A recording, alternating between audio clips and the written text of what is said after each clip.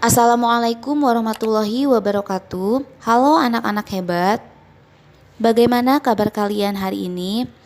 Ustazah berharap mudah-mudahan kalian semua dalam keadaan sehat ya. Nah, anak-anak, alhamdulillahirrabbilalamin, hari ini kita akan kembali belajar IPS. Materi hari ini yaitu mengenai karakteristik kependudukan Indonesia dan kondisi wilayah Indonesia. Baiklah anak-anak, mari kita mulai belajar ini dengan sama-sama bacakan basmalah ya. Bismillahirrahmanirrahim. Nah, materi pertama yaitu karakteristik kependudukan Indonesia. Karakteristik kependudukan Indonesia ini bisa dilihat dari yang pertama ada rasio jenis kelamin. Nah, apa itu rasio jenis kelamin? Rasio jenis kelamin ini adalah perbandingan jumlah penduduk laki-laki dengan jumlah penduduk perempuan. Nah, jadi karakteristik kependudukan Indonesia itu bisa dilihat dari perbandingan jumlah penduduk laki-laki dengan jumlah penduduk perempuan, maka disebut dengan rasio jenis kelamin. Yang kedua yaitu rasio ketergantungan.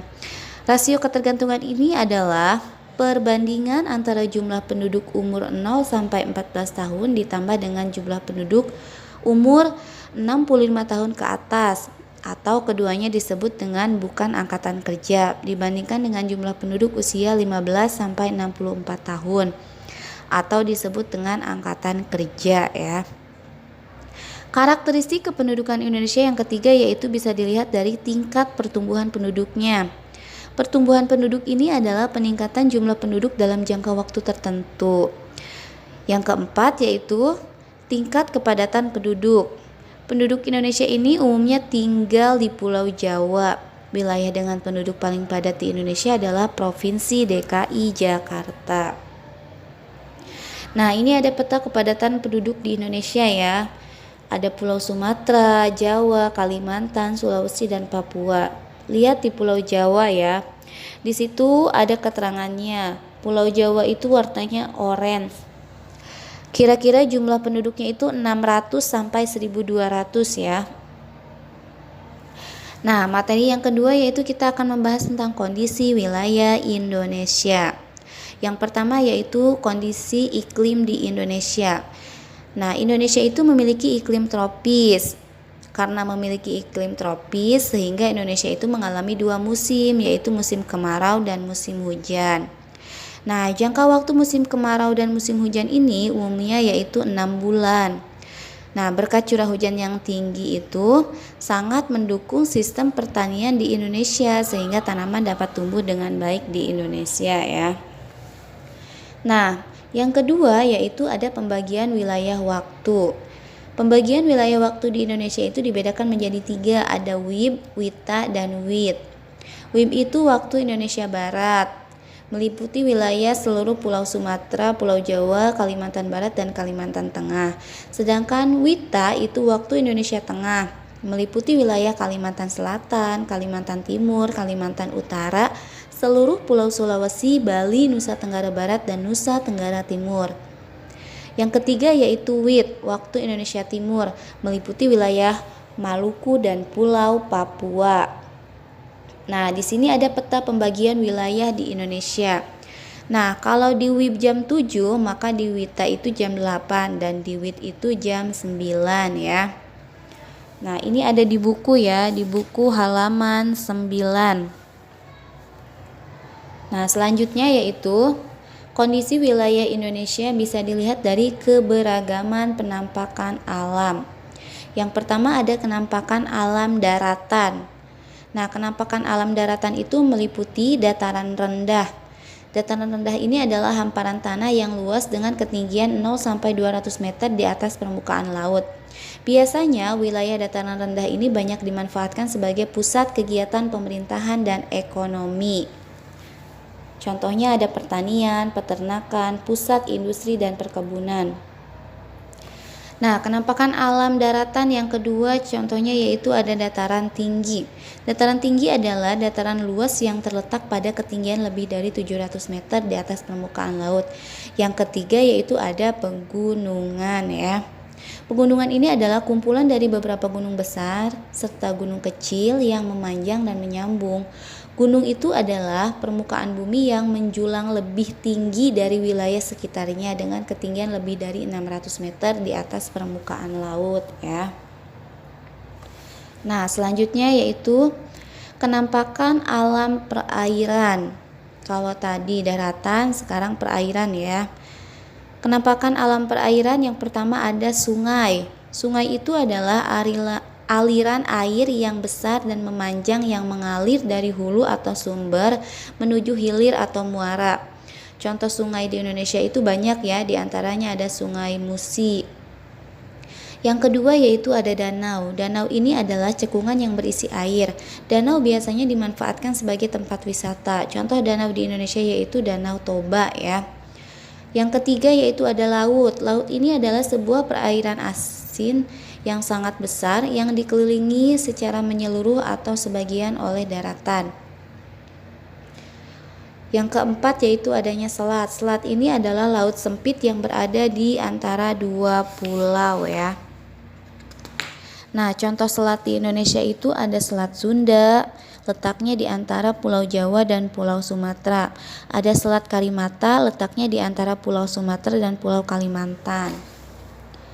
Selanjutnya yaitu kondisi wilayah Indonesia bisa dilihat dari keberagaman flora dan fauna di Indonesia ya. Yang pertama kita bahas keberagaman flora di Indonesia. Flora itu adalah tumbuh-tumbuhan ya.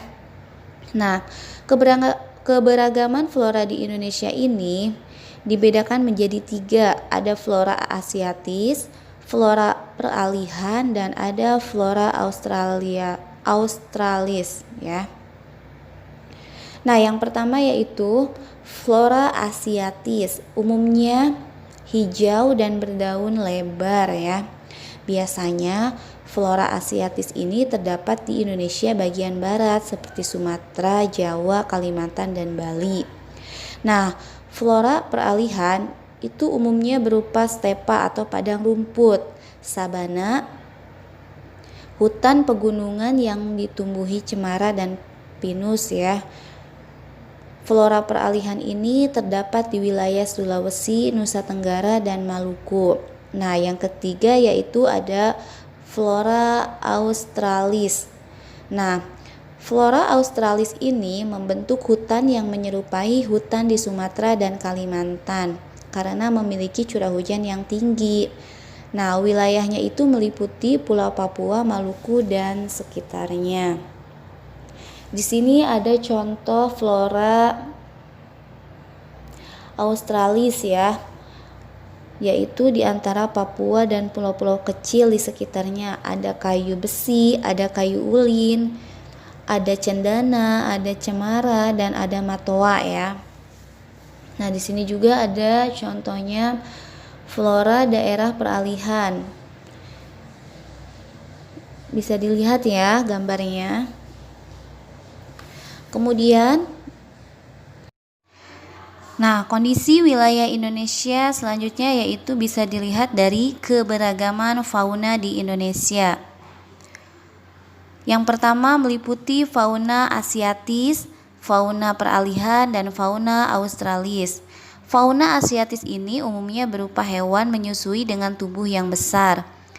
Biasanya penyebarannya itu di wilayah Sumatera, Jawa, Bali, dan Kalimantan. Nah, yang kedua yaitu ada fauna peralihan. Umumnya berupa hewan jenis endemis atau hanya ada di Indonesia. Biasanya tersebarnya itu di wilayah Sulawesi, Maluku, dan Nusa Tenggara. Yang ketiga yaitu fauna australis. Umumnya berupa hewan menyusui berukuran kecil dan banyak spesies burung berwarna. Tersebarnya itu di wilayah Papua, Maluku, dan sekitarnya ya.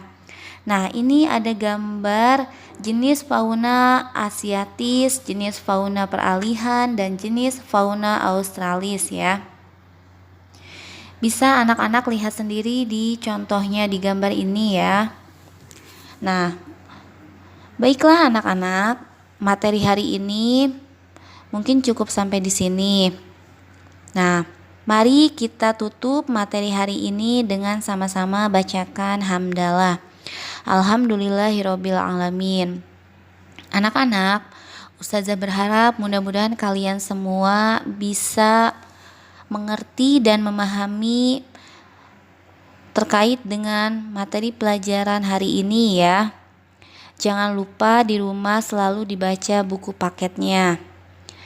Nah, Ustazah akhiri pembelajaran hari ini dengan wassalamualaikum warahmatullahi wabarakatuh.